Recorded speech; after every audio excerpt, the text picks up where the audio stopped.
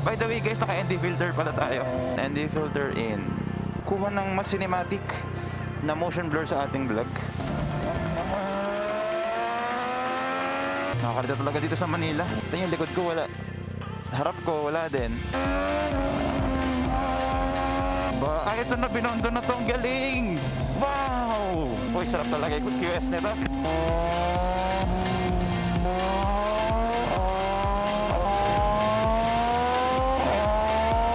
Ito na yung bagong motor. Ay, bossing! Bossing! Uy! Ang cute!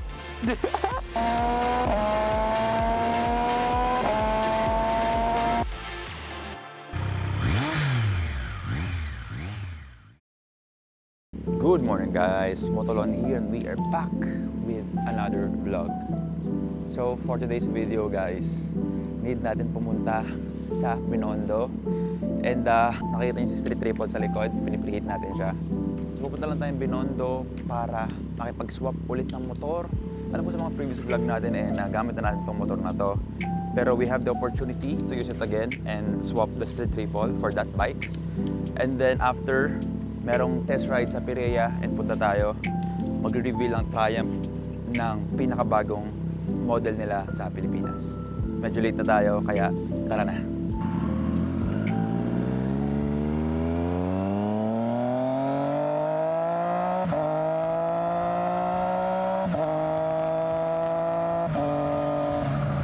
So time is 7 AM guys.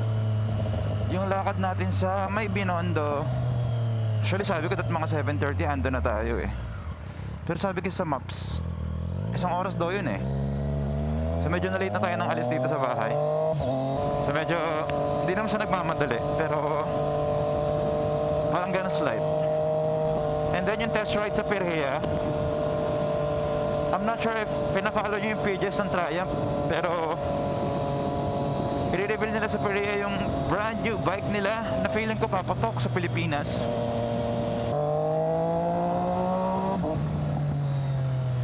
Classic tong motor na maano.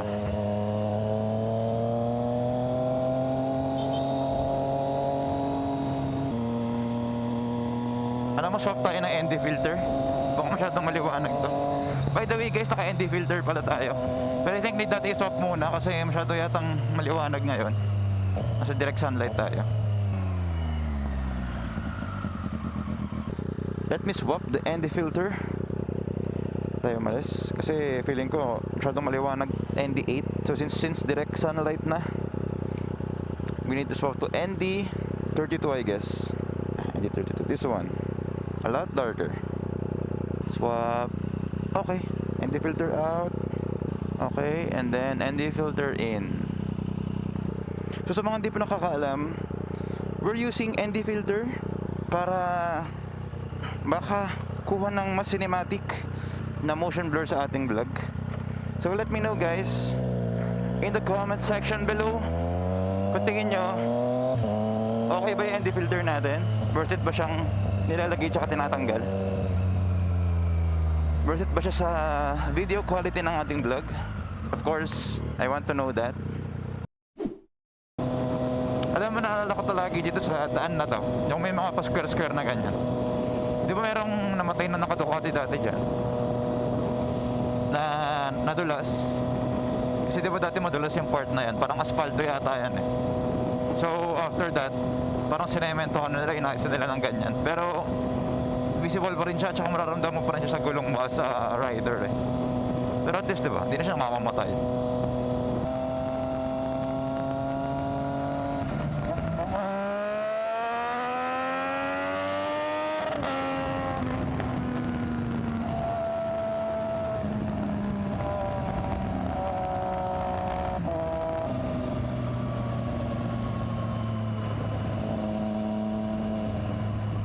Up, saan tayo dito? Pedro Hill Taft. Oh my god, dapat nagtaas yata tayo. Oh no! Hindi ko kabisado to guys. Oh no, nagkamali ako. Si GPS kasi walang sinasabi eh.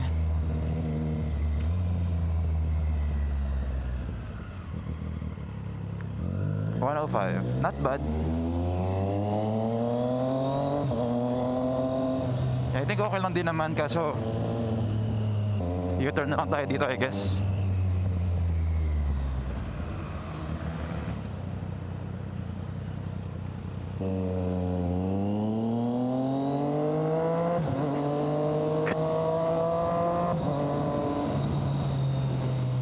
Nakakalito talaga dito sa Manila. I'm guessing dito tayo kasi ano, kaliwa tayo eh. Nakadaan na ako dito. Nang pupunta ako ng Malacanang sa may ano. Dito nga yung daan nun.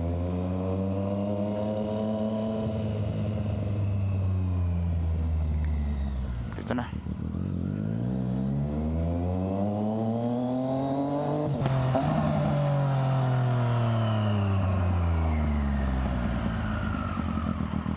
So wala pa gaano sakyan dito sa Manila. At maaga pa eh. Ito yung likod ko, wala. Harap ko, wala din. Alam ko pagka weekday medyo traffic dito eh. Lalo ang daming traffic light, diba? Ayun na. Alam nyo, di ako sanay na may nakikita akong tricycle dito sa Metro Manila. Kasi sanay akong tricycle nasa province lang eh. Nakakatuwa naman na dito sa Metro Manila may mga tricycle.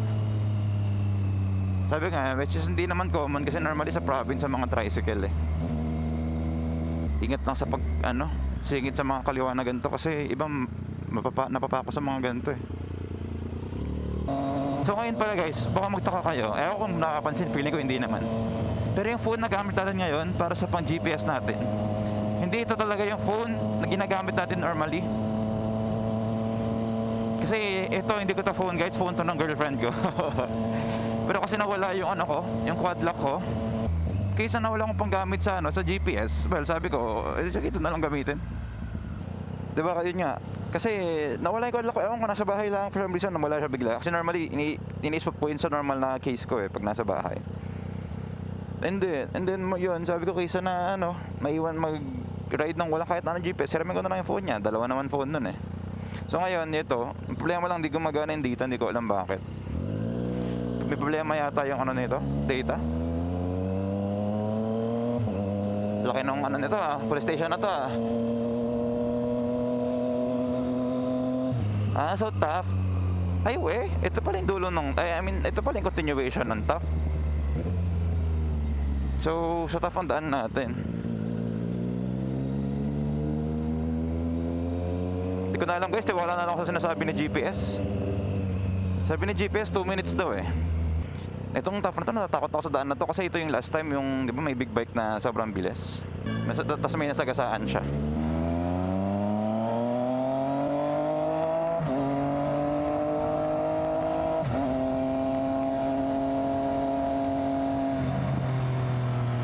Alam po, magandang may traffic light. Ayun doon dami tumatawid. Kahit na green light pa, katulad kanina, di ba, green light, tapos tumawid sa mga Pag pedestrian talaga guys, pinakamaganda slow down na lang. Walang problema.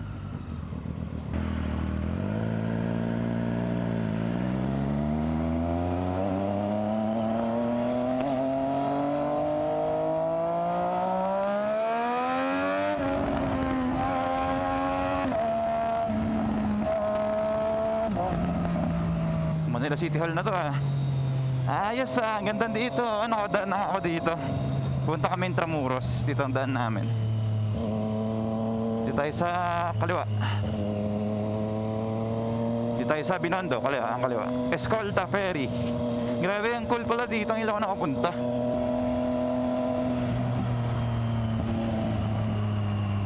Tapos saan tayo? Dire-diretso lang.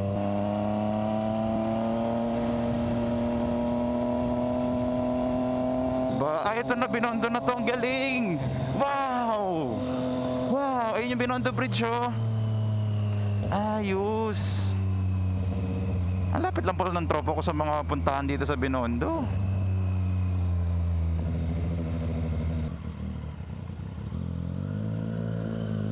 Next kanto. Ito na yata yun. Noble Place. Ito na nga. Noble Place. Kita na siya dito. You have arrived. Cool naman itong lugar na to. Morning pre. Okay, kamusta yung ano mo? Ano? Bilis mo. Nag-skyway na nga ako para matagal eh. Teka, ano oras ka ba pupunta? Saan? Dito? Mga 7... Mamaya pa siguro ng tanghali. Unahin ko na sa Perea kasi... Ako rin puntahan eh, pero kotse. Ako, edi sige, sunod ka. Oo nga eh. Sunod ka na lang. Kamusta pre? Ika nga ako eh. Sabi sa'yo eh. Sige brother, ngayon kasi punta muna ako sa Perea dahil dahil meron pa test ride yung Triumph dun eh. Balak ko sana kung pumunta tayo kay Lajao, diretso din ako after. Kaso syempre andito na ako, diretso na ako sa Perea. Napunta ka naman dito sa bridge yung bago? Oh bro, nakapunta na ako dati pero hindi pa ako nakapicture. Oh. Ayun brother, andyan na yung RFID tsaka ano. Grabe, nadagdagan pa yung mga upgrades mo dito ah. Ito, pinalitan ko lang recently. Oo, ayos. At saka Olins. Ito, Pogi. 12K lang daw kuha mo dito? wala. Oo, gumagano ng konti. Baka wala yun. Sige. Pero panalo kayo. Hindi ka. Tayo na. Hindi pa nanalo. Malapit pa yun nata eh. Kakanan ba ako dito? Oo, kanan. Sa bridge no? Tas bridge na yan eh. Beyond the bridge na ba? No, hindi pa. Doon pa yung beyond the bridge. Dyan pa. Sige, baka umano din ako. Brother, thank you ha. Oo. Ayun, nasakyan din ulit to. Ay, di na. No. Akala ko parang gasol eh. Uy, sarap. Bro, mainit na to, no? Okay na. Ano yung temp? 70? 60? Okay. Sige, brother. Thank you ulit. Sige. Chat na lang kita. Oh, sarap.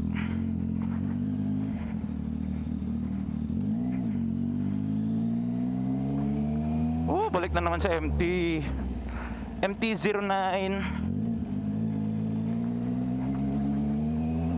So, grabe. Nung last kong ginamit to, mas madami pang upgrades ngayon lalo. Grabe oh. May Olins na siya na steering damper. And then yung levers niya, mas na-upgrade pa lalo. Uy, sarap talaga yung QS nito. Nagpa-pop.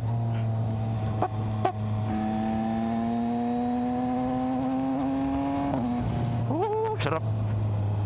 Ang tigas na suspension ah. Kasi alam ko pinatune na to ng tropa natin sa sa AV Moto. I mean, profiling pala tawag nila, hindi tune. Ang tigas. Alam mong truck na rin yung motor kasi ang tigas eh. Matigas pa to sa suspension ng triple or kinda similar. Keep right.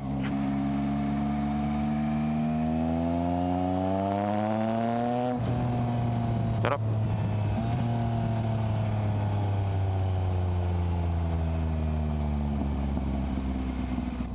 Usual na ninibago na naman ako sa ano niya. Position, body position.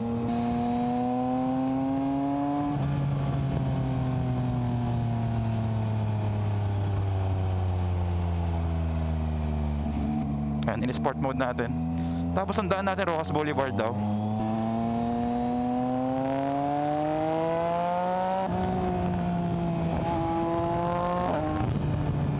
Sarap. Lakas talaga ng torque itong MT-09. Pero alam nyo guys, now that I've tried the Gen 2 MT-09, sinubukan natin. And masasabi ko lang na malayo yung rawness ng power ng Gen 2 sa Gen 4. So ito, syempre, malakas pa rin to, malakas pa rin yung torque and everything. Pero mas alam mong kontrolado siya kaysa sa Gen 2, mga old gens. Doon kasi talaga parang tumatalon talaga yun eh, kahit di mo gusto. I mean, ito rin naman tumatalon to kahit di mo gusto, pero yun talaga konting gas lang. Ewan ko kung it has something to do with the cable, actuated na throttle.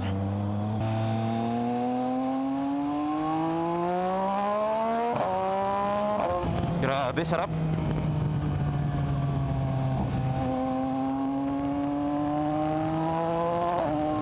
Mas tahimik lang siya sa triple ng konti, pero mas malakas yung mga quick shift ups niya.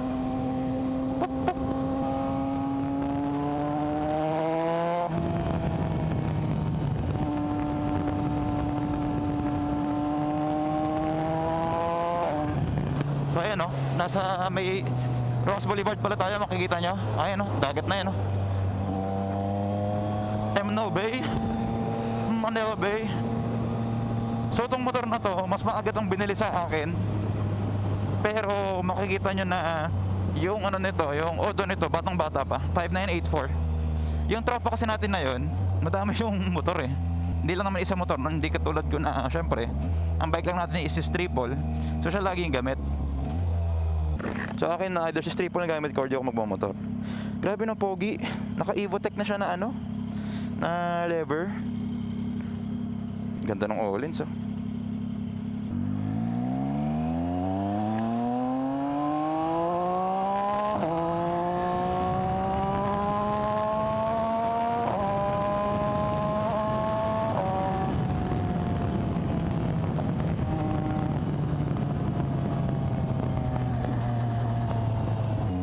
Slide right. Uy. Parang supermoto talaga tong MT-09. Sarap din na drive. So ito nga palang MT-09 na to guys, self-canceling na rin yung signal lights nito. Kaya kita nyo kahit hindi na pindutin yung signal lights,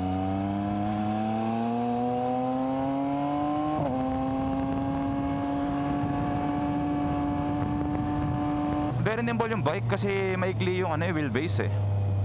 Syempre pag mas maikli wheelbase, diba, mas madali siya iliko. Pero at the same time, mas mabilis din siya mag-wheelie.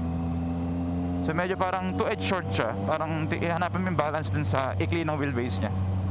Again, yung MT-09, naka-stylema na yung Brembo na ito sa harap. Stylema brakes. And then tong master cylinder niya, naka-Brembo na rin to. Pero aminado ako guys na mas magandang i-drive to sa street kaysa sa street triple. Kahit na weird yung pangalan ng street triple, no? Street. So you assume it's a street bike. Well, technically everything is a street bike basta road legal. Pero meron kasi mga motor na magandang ginagamit sa street eh, kasi may available power. Like hindi mo na kailangan na i-rev yung bike para makuha yung power na yun. Hindi mo na kailangan mag-upshift, downshift. Para lang ganon, ganyan. So isa yung MT-09 sa ganong klaseng motor. By the way guys, yung owner ng motor na to ay mayroon ding syempre TikTok and social media channel. So follow nyo siya on TikTok and Instagram, Moto Junli.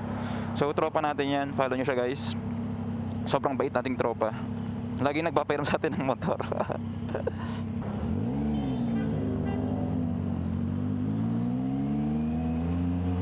Tinanggal na nila yung ano dito, yung sa rail.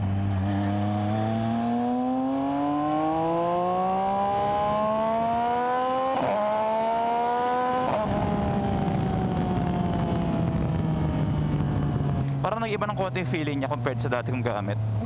I think ano, hindi ko alam kung pina-remap to ni Moto Junli. Need natin siyang i-ask if napa-remap niya to. Kasi parang iba yung feeling niya ngayon para sa akin Hindi naman syempre 100% sure yung ganun. Pero sa akin feeling ko lang parang nag-iba yung feeling niya.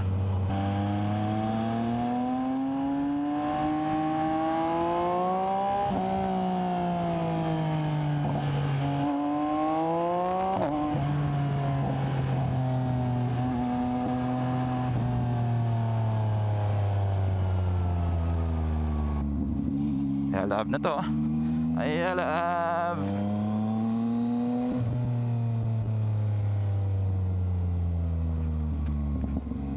Kaya nga lang pala, naka ano to. Naku, car free Ayala. Paano kaya tayo pupunta ng Piraya niyan?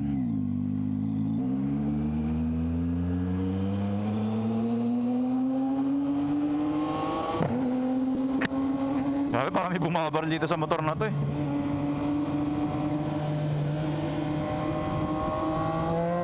Grabe. Pag pinigaan mo talaga yung ano, pag pinigaan mo yung gas-gas, grabe talaga yung ano niya. So nga pala, I think isa to sa mga motor na sa future i-own natin.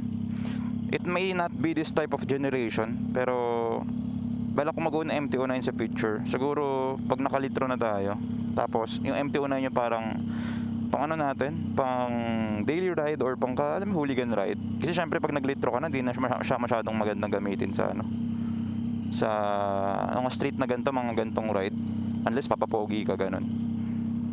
So balak natin sana sa future, fingers crossed, R1M tsaka MT-09 combo. Saya na ako sa ganun. Bah, dami na nakapark dito Tabi na siguro natin dito. So, kung pedestrian pala to.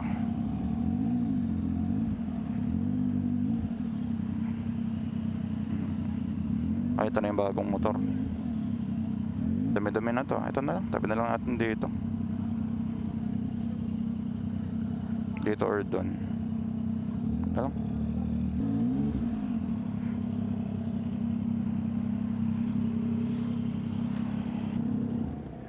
Okay. Ay, bossing! Bossing! Ano ako, test ride ako. Scrambler. Hindi bro, nakipag-swap lang muna ako sa katropa ko. Nakilala na tayo agad. So ayun guys, test ride muna tayo. Daming Triumph bikes dito.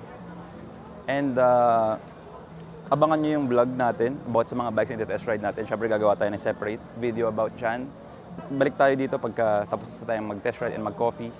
And then we'll get back to the vlog. Let's go.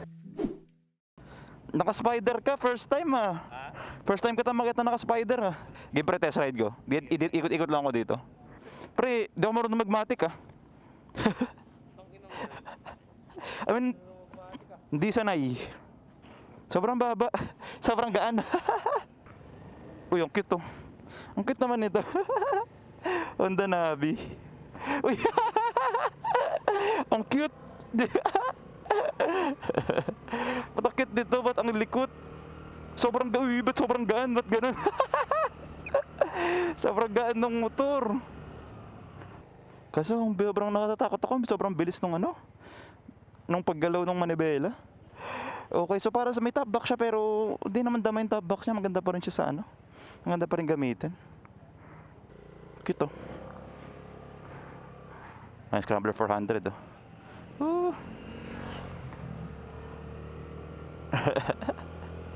Sobrang cute. Ganyan pati. Pili ko para akong si ano dito. Si tawag dito. Parang ako si Mr. Bean. Sobrang cute pre. Yung feeling sobrang gaan pag ginagano, gumagano yung manibela.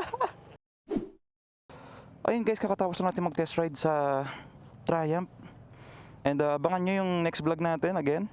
Pakabait talaga ng mga Triumph na sales. Sila Sir Leif, Sir Ron. Bait, shoutout sa kanila. Lagay ko lang to ND filter natin. Suwi na tayo. Okay, ND filter in 3, 2, 1. Okay. Very successful naman yung test ride natin. Actually, medyo nagtagal nga ako sa test ride. Parang more than 1 hour na yata ako dun sa mga motor nila. And luckily, kilala tayo ng mga yun nga, Triumph sales.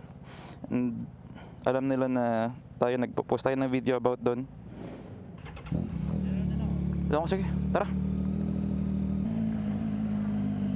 Sir Leif, thank you. Bye.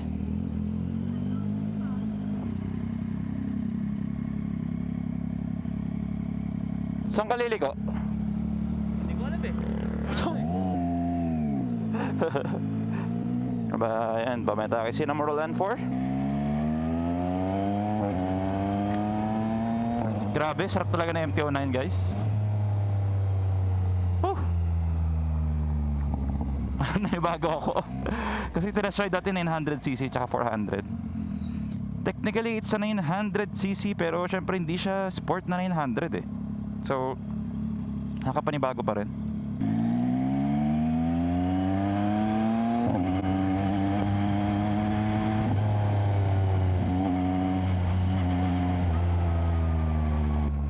So very similar talaga to sa mga scrambler, ng MT-09. Very similar yung handling niya tsaka body position. I guess yun talaga ang ano niya, inspiration niya.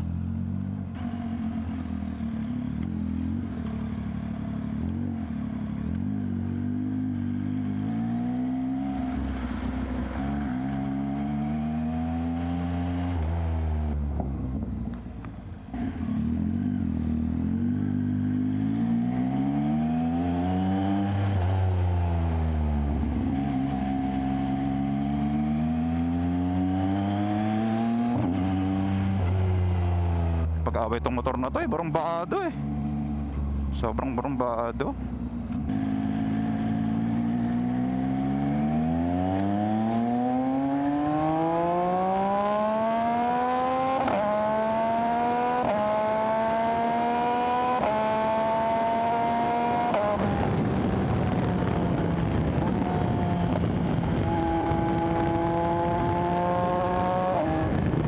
grabe. Iba yung power nito. Iba yung torque niya. I think bukod sa MT-10, this is one of the strongest bike that I've tried when it comes to torque. Kasi pag torque, it's not fast eh, it's strong eh. Yun yung feeling ko sa kanya eh. It's like a strong bike pag nag-accelerate ka. So it's literally a fast bike. You accelerate strong. Kahit konting piga lang.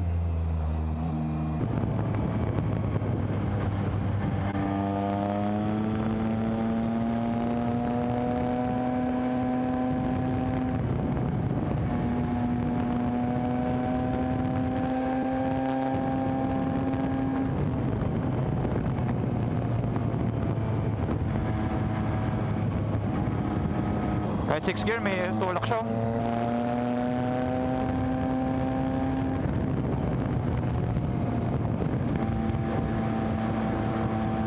Sa akin kasi pag 6 gear dapat sa mga 130 ka na bago siya umatak ng malakas. Kasi nasa taas nga ng RPM yung ano, di ba? Yung lakas niya. Ay ito, malakas talaga. Alam nyo kung anong isa kong favorite yung things dito sa MT-09?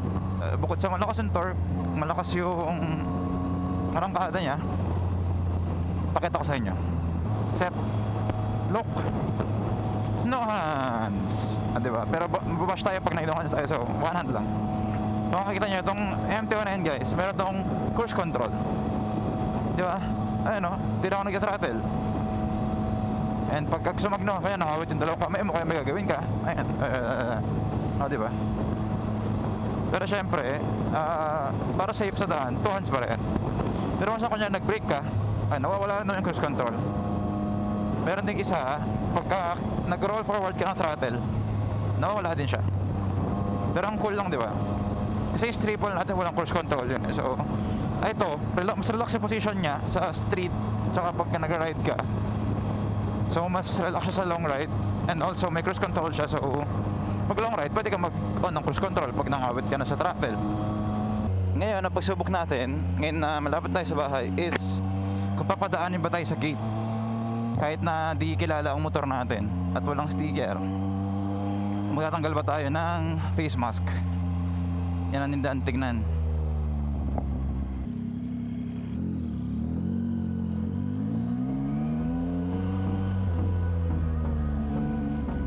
Okay, so nakaligpas tayo. Pero yun lang guys, if you stayed until this part of the video, maraming salamat po. And don't worry guys, gagawin natin ng content tong MT-09 SP. So make sure to stay tuned sa channel natin. See you on the next content guys. Maraming salamat po. Motalon out.